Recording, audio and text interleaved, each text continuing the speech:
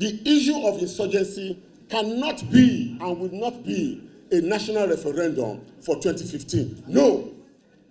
We didn't cause this war. We know nothing about this war. You heard the professor said it started 2002. No, in fact, not professor, it was Madam Tanko Yakasai. And that's a man that should know. He said it started in 2002. Jonathan came into government when? 2011. 2002, 2011, how many years? 9 years. So we didn't start this war, but we inherited it. So people are asking, but our soldiers were the same soldiers that were winning everywhere. So what happened? I will tell you what happened. Our soldiers were trained in conventional warfare. And majority of what they have been doing in the last 20 years has been peacekeeping forces and peacekeeping engagements. Insurgency of this nature is something that is extremely very new.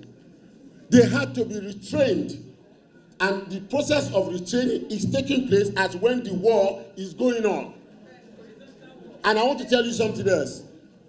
The last time the military had any major procurement was during Shagari era. Because they say that Boko Haram has better ammunition than Nigerian soldiers. That's also not true. That's not true. What did Boko Haram carry? AK-47, grenade rocket launchers. What is so sophisticated about that? A decent army, engaging in civil warfare does not carry grenade launchers. Only a ragtag army that has no responsibility for anything that can do that.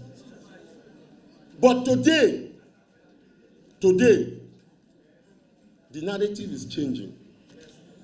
The problems in the army have been attended to. I cannot talk about them here. There are security issues.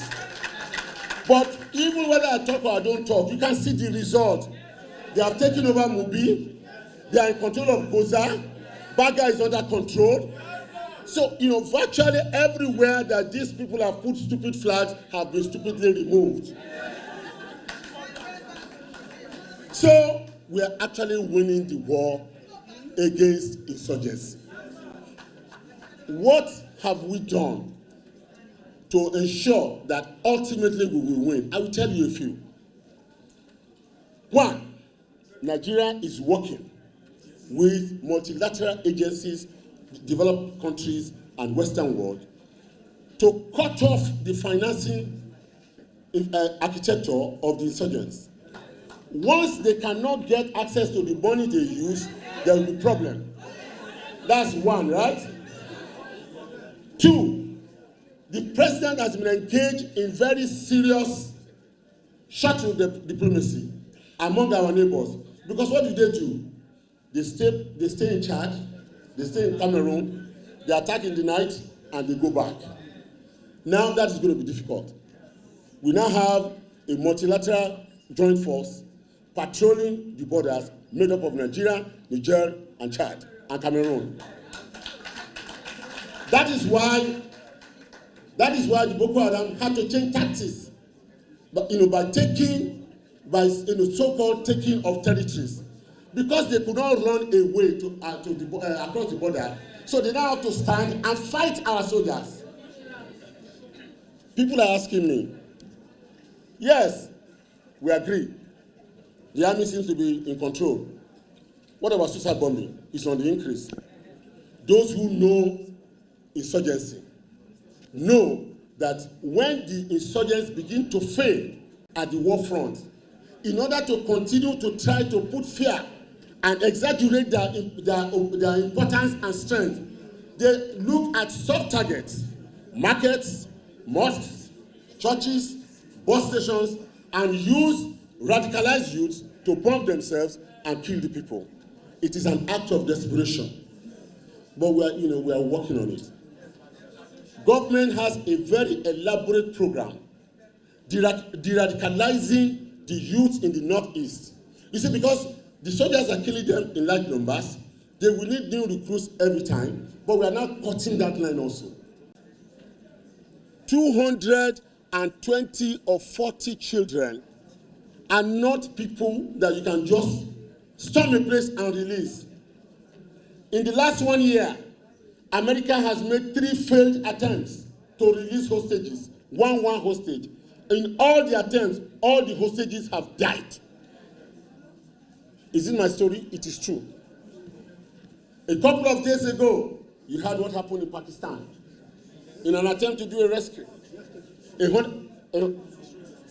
Australia, several children were killed.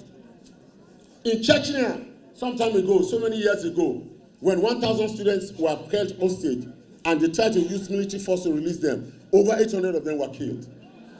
This is not what we want. It is better if we get these girls under whatever circumstances. If they have any problem, we can resolve it. If they have any psychological issue, we can employ experts to help us. If they have issue of deprivation, we can assist. We can give support to their mother. But we don't want to bring body bags. If a woman has waited for over 200 days for her daughter to come back, what joy will she get if you bring the girl dead? Our people must be reasonable. We cannot do everything and say because of politics. Politics is here, not there. Here is Chief Richard Akejide. He was a member of pre-independence parliament. He was a member of the independence parliament. He was a member of the post-independent parliament and a member of the Second Republic. But here sits our elder. All that has passed. This situation too, which Goodluck Jonathan is president, will also pass. Don't destroy this nation because of hatred for one man. If a man comes from a minority area, is it an offense?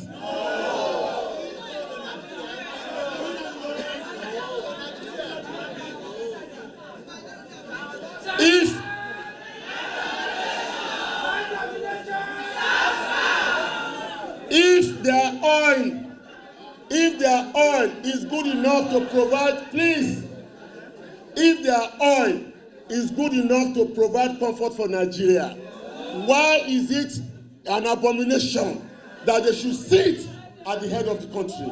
Why?